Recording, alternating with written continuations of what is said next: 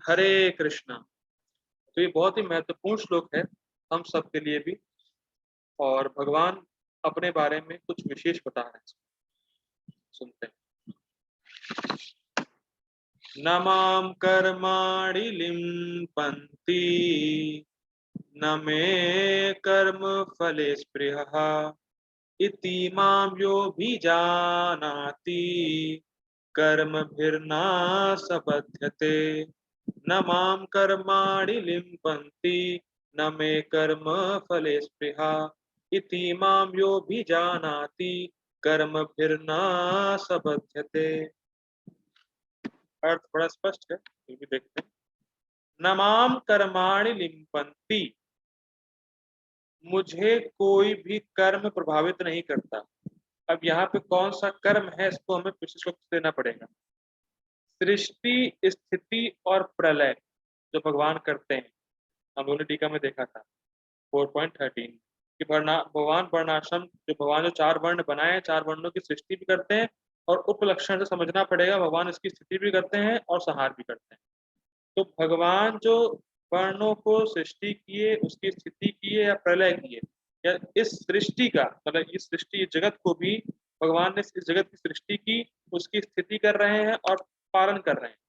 Sorry, सृष्टि और जगत की सृष्टि की स्थिति मतलब पालन कर रहे हैं और प्रलय प्रलय कर रहे हैं, इसको नष्ट कर रहे हैं। उन कर्मों से भगवान प्रभावित नहीं। नमाम कर्माणि लिम्पन्ति, मुझे सृष्टि स्थिति प्रलय के कार्य प्रभावित नहीं करते हैं अर्जुन। ये है नमाम कर्माणि लिम्पन्ति। न में कर्म फले स्पृहा, और मुझे इस जगत में कोई भी कर्म फल की इच्छा नहीं होती है। ठीक। और मुझे बताने की जरूरत नहीं है कि हम लोगों को कितनी कर्म फल की जरूरत होती है या कर्म फल की इच्छा होती है। हम लोगों को कितनी कर्म फल की इच्छा होती है मुझे बताने की जरूरत नहीं, आप सब जानते हैं। वे कोई भी कार्य करेंगे तो पहले फल देखेंगे उसका। हाँ चलो भाई, नौकरी इतने रुपए की है, अरे यार रुपए कम मिल रहा है, करें कि नहीं करें। या जो भी पढ़ाई कर रहे हैं, अरे यार जॉब लगेगी नहीं लगेगी। तो फल पहले देखते हैं फिर कार्य करते हैं। तो हम लोग कर्म फल के पीछे हैं, लेकिन भगवान कह रहे हैं मुझे इस जगत में कोई भी कर्म फल की इच्छा नहीं होती। न मैं कर्म फल स्पृहा, स्पृहा मतलब इच्छा, या कह सकते हैं उसकी भूख। स्पृहा मतलब ऐसा कह सकते हैं अगर नेगेटिव वे में ले तो। स्पृहा मतलब इच्छा या भूख कह सकते हैं कि उनको भगवान को कोई भी कर्म फल की इच्छा नहीं होती है जगत। ठीक। इति माम यो भी जानाति, जो इस प्रकार से मुझे कृष्ण को जानता है, मुझे मतलब कृष्ण को जानता है, कर्म भिर्न सबध्यते, वो भी कर्म फल में नहीं फंसता है। बड़ा ही इंटरेस्टिंग। जो भगवान कृष्ण के बारे में 2 चीज जानता है, क्या जानता है? नमाम कर्माणि लिम्पन्ति, कि भगवान को कोई कार्य प्रभावित नहीं करता है। और कोई भी कार्य कहने का मतलब है सृष्टि स्थिति प्रलय। और न में कर्म फल स्पृहा, भगवान को कर्म फल की कोई इच्छा नहीं। तो जो इन 2 चीजों को जानता है वो भी कर्म फल में नहीं फंसता है या बंधता है। ठीक।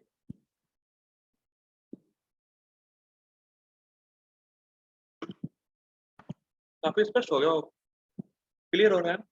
आगे बढ़ते हैं। अनुवाद देखते हैं।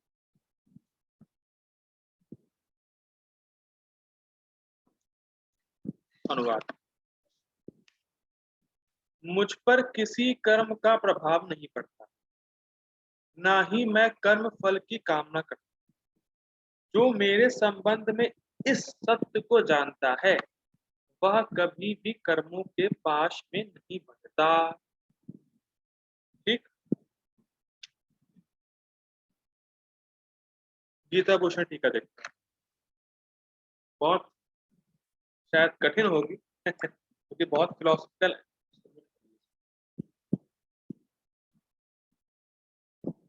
बहुत फिलोसफिकल होगा ये। और हो सकता है कि जो पहली बार ज्वाइन हुए उनको नाम समझ में आए, कोई दिक्कत नहीं, पूरा प्रयास आएगा समझने। ये श्लोक पिछले श्लोक को स्पष्ट करता है। पिछला श्लोक क्या था, इसीलिए मैंने दिखाया पहले पिछला श्लोक क्लास से पहले।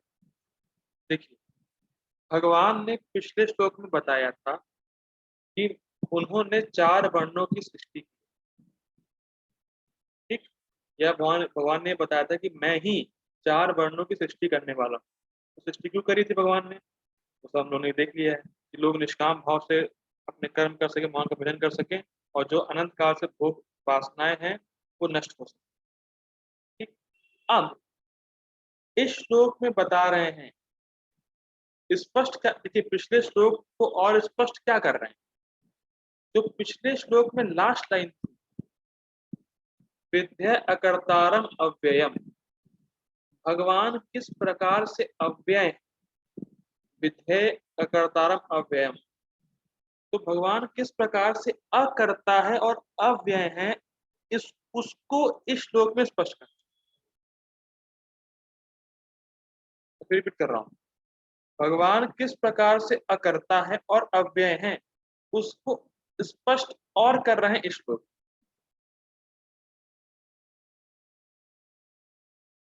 ठीक, कि भगवान सारी सृष्टि करते हुए भी अव्यय है। अव्यय मतलब सबको समान देखने वाले हैं। तो समान देखने का गुण है भगवान का, वो उनसे जाता नहीं है, इसको बोलते हैं अव्यय। तो भगवान अव्यय हैं, इस बात को और अच्छे से समझाया जाएगा इस श्लोक। ठीक, क्लियर? आगे बढ़ो, एक लाइन को मैं लूंगा, कोई दिक्कत नहीं। विश्व के स्वर्ग आदि कार्य जीवों के भांति मुझे वैषम्य दोष से लिप्त नहीं करते। क्या मतलब है भाई? कठिन होगी थोड़ी, हिंदी समझिए। सर्ग आदि का अर्थ हो गया सृष्टि, स्थिति और प्रलय। ठीक, और ये भगवान को लिप्त नहीं करते। ठीक, मतलब भगवान को ये इन कार्यों को करने का कोई बंधन नहीं लगता है, ये कह सकते हैं भगवान इनमें लिप्त नहीं होते। और अब क्वेश्चन ये है कि हम जीवों को किस प्रकार से लिप्त करते हैं? फिर भगवान को तो नहीं करते हैं, लेकिन जीवों को करते हैं। इसीलिए यहाँ लिखा है विश्व के स्वर्ग आदि जीवों के भांति मुझे वैषम्य दोष से लिप्त नहीं करते।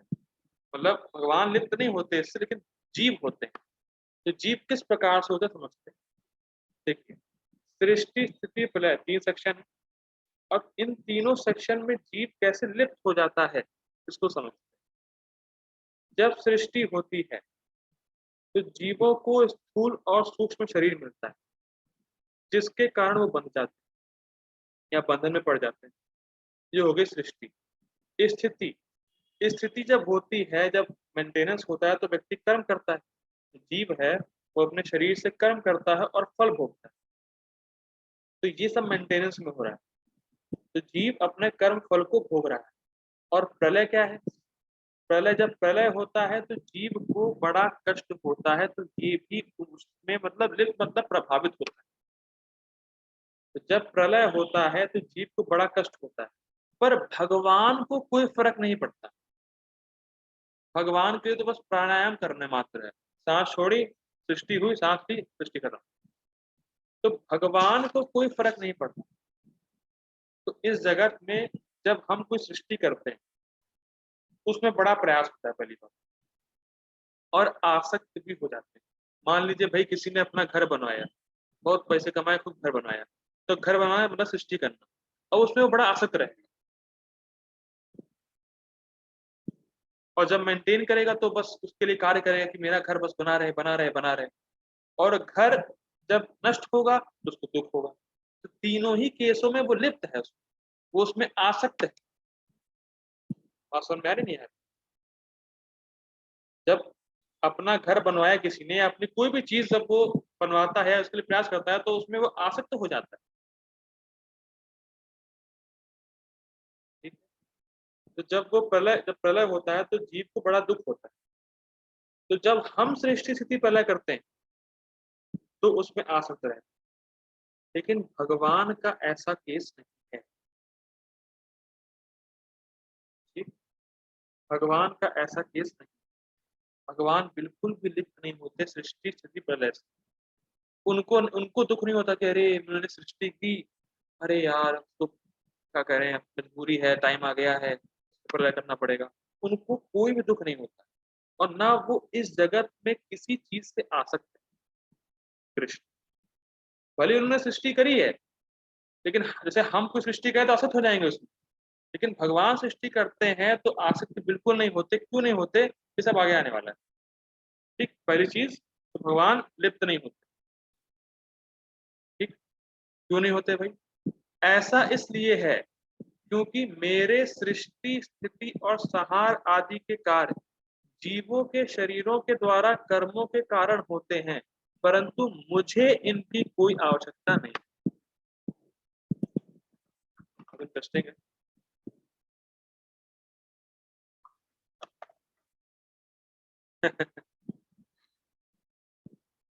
हरे कृष्ण। ठीक है।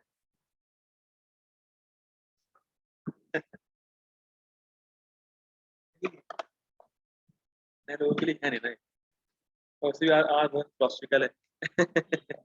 देखिए समझो, ये तो क्या है, यहाँ पे बात हो रही है इस जगत की सृष्टि भगवान की आवश्यकता की वजह से नहीं हुई। अगर हम कोई सृष्टि करते हैं, मान लीजिए हमने अपना घर बनाया, तो हमें जरूरत है उस चीज, लेकिन जो सृष्टि ये हुई है वो भगवान की आवश्यकता की वजह से नहीं हुई है। ये बात हमें हमेशा याद रखनी। तो क्यों हुई है? जो हमारी जो जीव की भौतिक इच्छाएं हैं, जो पूरी नहीं हुई है पिछली सृष्टि में, या पूरी नहीं कर पाया था जीव अपने पिछली सृष्टि में, जब वो कहीं होगा, उस इच्छा को पूर्ण करने का मौका देने के लिए भगवान सृष्टि करते हैं।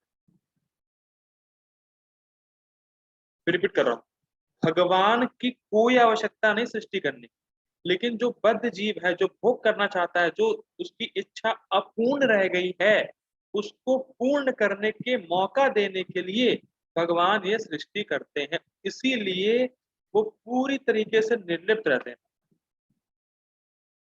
इस सृष्टि में भगवान पूरी तरह से निर्लिप्त रहते हैं, उनको उनको कोई आसक्ति नहीं होती, क्योंकि उनके लिए है ही नहीं ना।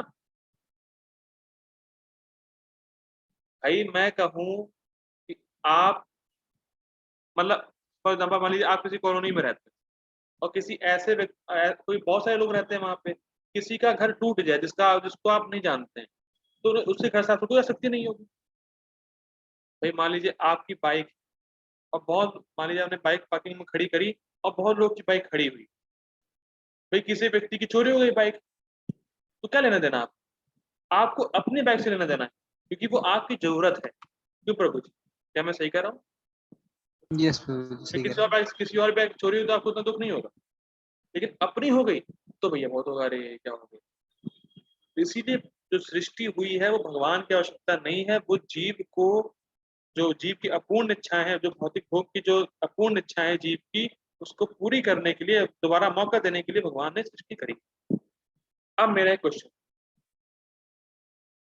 जेल जो होता है, जेल समझते हैं, जेल तो कभी गया नहीं कोई, लेकिन कोई दिक्कत नहीं, समझते हो सब। जेल का निर्माण कौन करता है? सरकार की कैदी? इतना क्वेश्चन है। जेल का निर्माण सरकार कौन करता है? जी माता जी। सरकार करती है प्रभु जी। सरकार करती है, ओके। तो क्वेश्चन बड़ा इजी नहीं है माता जी क्वेश्चन। प्रभु जी आप क्या कहेंगे, जेल का निर्माण सरकार करती है कि कैदी करते हैं? निर्माण मतलब एक क्रिएशन ना, हम्म, तो प्रभु जी वो कैदी, कैदी, ओके, देखिए कैदी आ गया। टफ क्वेश्चन है ये। नहीं मतलब कैदी गवर्नमेंट का बात नहीं मानता तो अल्टीमेटली उनको जेल मानना पड़ा है। करेक्ट करेक्ट, ये बात कुछ पॉइंट सही है, मतलब सही डायरेक्शन में जा रही है। हाँ प्रभु जी आप कुछ कह रहे थे? मतलब गवर्नमेंट ही करती है, लेकिन वो करती उन लोगों के लिए है जो मतलब जो गलत काम करते हैं या उनके लिए करती है, तो कर तो निर्माण वही रही है। चलिए ठीक आएगा, ठीक है, ओके। माता जी ने सही उत्तर दिया है। देखिए, अगर कोई अपराध करेगी ना, तो गवर्नमेंट जेल बनाएगी क्यों? हम अपराध करते हैं इसलिए हमने क्रिएट कराया है जेल। जेल का निर्माण, मैंने वही क्वेश्चन, जेल का निर्माण कौन करता है? गवर्नमेंट, कैदी? कैदी। अगर कोई मतलब कोई भी गलत काम करे ही ना, कोई अपराध करे ही ना, तो गवर्नमेंट जेल नहीं बनाने वाली है। लेकिन हम लोग अपराध करते हैं इसीलिए गवर्नमेंट जेल बनाती है, और बनवाया हमने, तो निर्माण हमने करवाया, कॉज हम।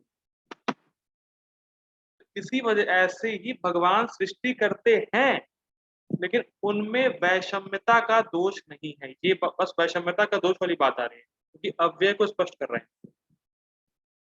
भगवान में वैषम्यता का दोष नहीं हो सकता।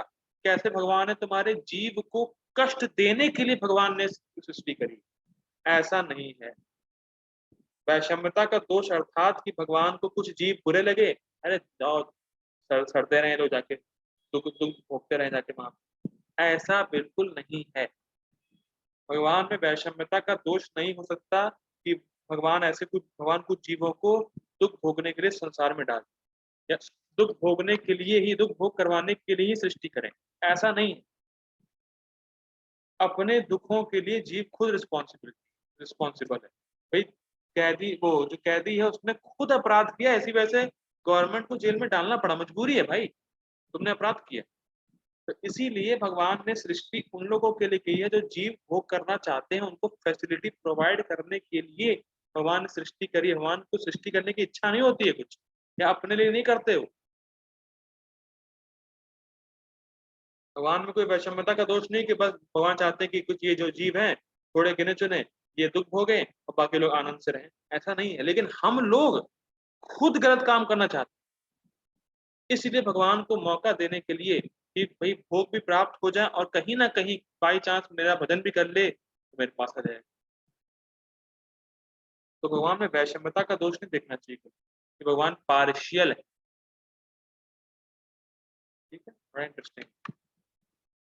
आगे बढ़,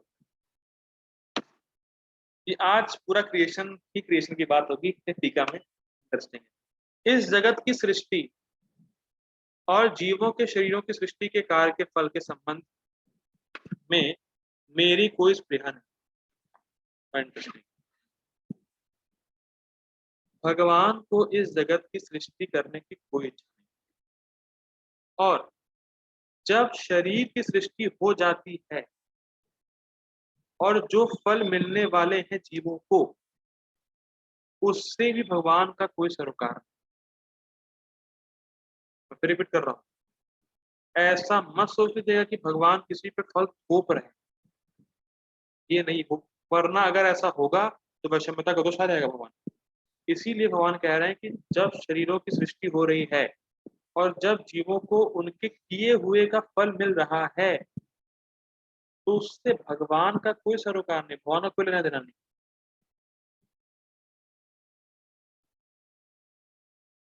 जैसा किया तुमने वैसा तुम्हें मिला। भगवान कोई पार्शियलिटी नहीं कर रहा है, ये बात बहुत इंपॉर्टेंट। ठीक, इस अब दो चीजें हमने सीखी कि भगवान को सृष्टि करने की इच्छा नहीं है, लेकिन क्या करें, जो भोग करना चाहते हैं उनको मौका देने के लिए, भोग करने के लिए भगवान ने फैसिलिटी प्रोवाइड कराई है। और जो शरीर की सृष्टि हो जाती है और जो जीवों को फल मिलता है, उससे भगवान का कोई सरोकार नहीं, भगवान को लेना नहीं, भगवान कोई आसक्ति नहीं है उन चीजों में। भगवान कोई एकदम निर्लिप्त है, न्यूट्रल। ठीक, आगे बढ़, इस कारण से सृष्टि और संहार आदि के कार्य मुझे लिप्त नहीं करते। ठीक, जो फल की इच्छा से कर्म करता है वह उस फल में लिप्त हो जाता है। इस लाइन को मैं नहीं समझाऊंगा, आप लोग समझें इसका मतलब क्या है। जो फल की इच्छा से कर्म करता है वह उस फल में लिप्त हो जाता है, क्या मतलब? क्योंकि ये सब मैं पहले पढ़ा चुका हूँ, इसलिए बस तरीके से रिवीजन है, एक तरीके से बहुत इंटरेस्टिंग। ठीक है, तो मतलब आप लोग ही बताइए भाई, अब तक तो क्या सीखा कि लोग अभी भी कंफ्यूजन में है कि भाई फल मतलब क्या, कोई सेब है, एप्पल है, मैंगो, क्या फल, क्या मतलब, क्या फल है? फल में लिप्त हो जाता है, फल की इच्छा, क्या मतलब है, क्या हो रहा है? कौन समझाएगा?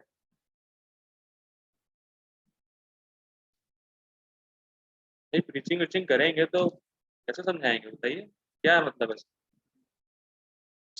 क्योंकि जो लोग दिल से ही कार्य करेंगे उनका मतलब राग द्वेष और डेवलप होते जाएगा, संस्कार बढ़ जाए तो वो बने ही जाए ऐसे।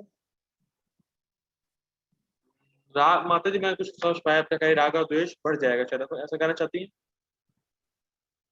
हाँ, संस्कार बनता जाएगा। ओ संस्कार बदल जाएगा, ओके, वेरी इंटरेस्टिंग है, ओके ठीक है माता जी, थैंक यू। ये आंसर भी कुछ कुछ मतलब मिलता है। और देखिए आपने तो बस वो बता दिया वेदांत सूत्र की तरह, संस्कार बन जाएगा।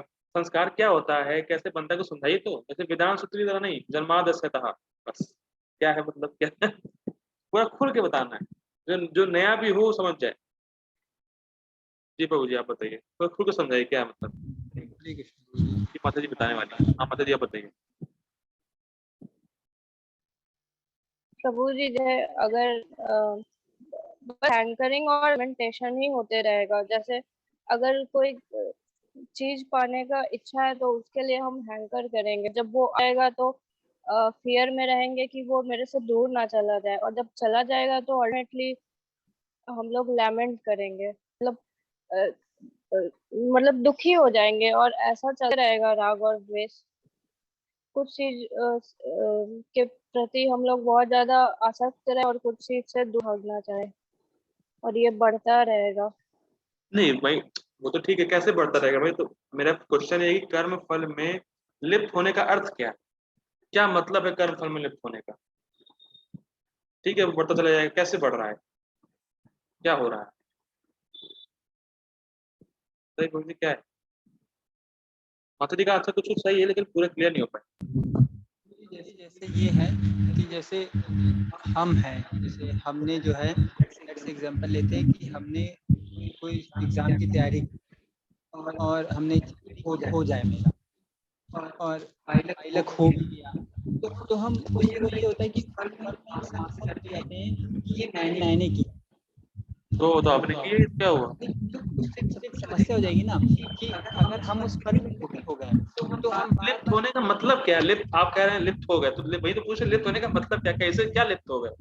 होने का मतलब कि हम अपने आप को सेट करना तो क्या हुआ उससे? है। जब हम अपने आप को सेंटर बनाएंगे तो भगवान भगवान सेंटर नहीं में नहीं रहेंगे। तो अब जब भगवान में निष्काम कर्म नहीं होगा तो वो तो ठीक है, लेकिन लिप्त हुए कैसे, फल में लिप्त होने का मतलब क्या है, क्या होगा? फल में लिप्त हो गए, निष्काम नहीं कर पाएंगे, फिर क्या? निष्काम कर्म नहीं कर फिर पाएंगे। अगर निष्काम कर्म नहीं करेंगे तो जो भी कर्म होगा वो हमें बांधेगा।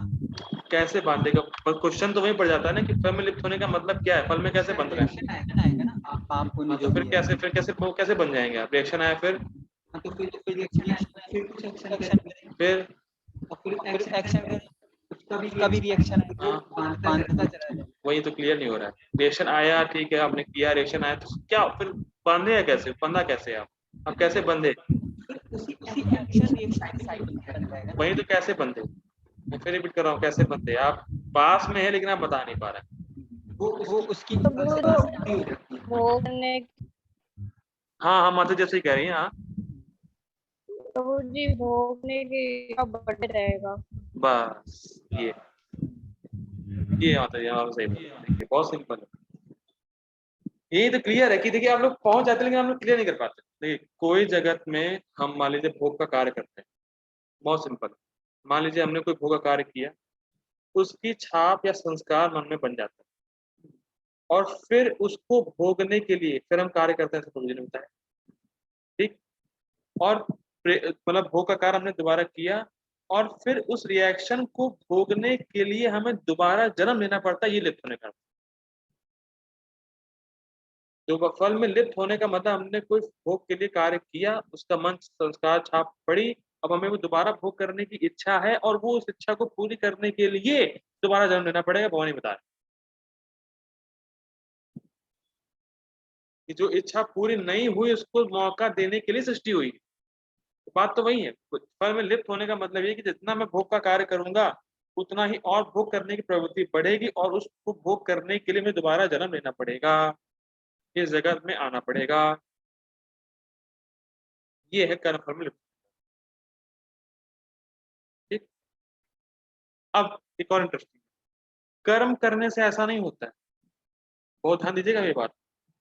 कर्म करने से ऐसा नहीं होता है, कर्म फल में आसक्त होने से या कर्म फल की इच्छा करके कर्म करने से ऐसा होता है। अगर सिर्फ कर्म करने से ही बंधन लगता तो भगवान कर्म करने को मना करते। लेकिन भगवान कह रहे हैं फल की इच्छा से कर्म करना, तुम भोग की इच्छा से जो कार्य कर रहे हो वो फिर तुम्हें जगत में दोबारा लाएगा, कि जितना तुम भोग की इच्छा से कार्य करोगे तुम्हारी भोग इच्छा और बढ़ेगी और फिर तुम और भोग की इच्छा से कार्य करना चाहिए। ठीक, आगे बढ़ते।